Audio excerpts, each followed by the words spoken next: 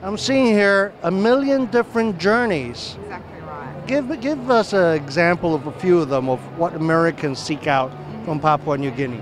The reason that we went with a million different journeys is because we do have so many different activities. Our American consumers that come over, the things that they are interested in is our culture, first and foremost. We have about 1,000 different tribes in Papua New Guinea, 850 different languages, which is around 12% of the world's languages in Papua New Guinea. So culture is kind of the benchmark of a trip. And then on top of that, we have activities like diving, bird watching, hiking, so a full array of activities. Wow. Help us a little bit with the geography, Sure. where it is and how we get there from here. We're just off the northern tip of Australia. So from Australia, the quickest flight is from Cairns. That's about an hour and 20 minutes. But the quickest route from the US to get to Papua New Guinea is actually through Japan.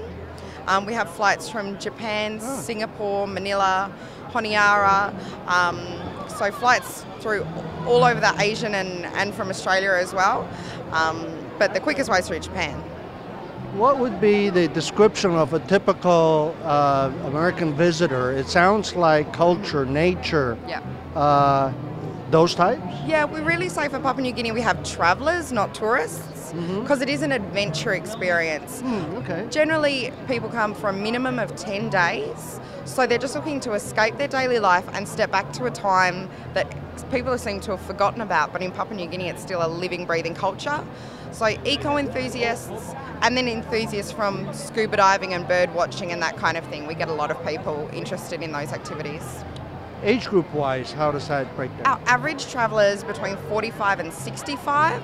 That's not to say we don't get a lot of young people for the specialist activities as well, but it's generally the traveller that can have a little bit more time to spend. They're the people that come to Papua New Guinea. Has anything changed in terms of really special deals with the recession, the drop in tourism? Have the destination, the airlines, and the tourism suppliers done anything special? Well, because our routes are through Australia and Asia, we saw a huge discount in fares this year. Qantas and V Australia, both in particular, they dropped their fares extremely. So it's really never been cheaper to get to Papua New Guinea as far as flights go. And then once you're there, we have fantastic land packages that include all touring, all activities, meals, accommodations, and it is really quite affordable for the experience that you get.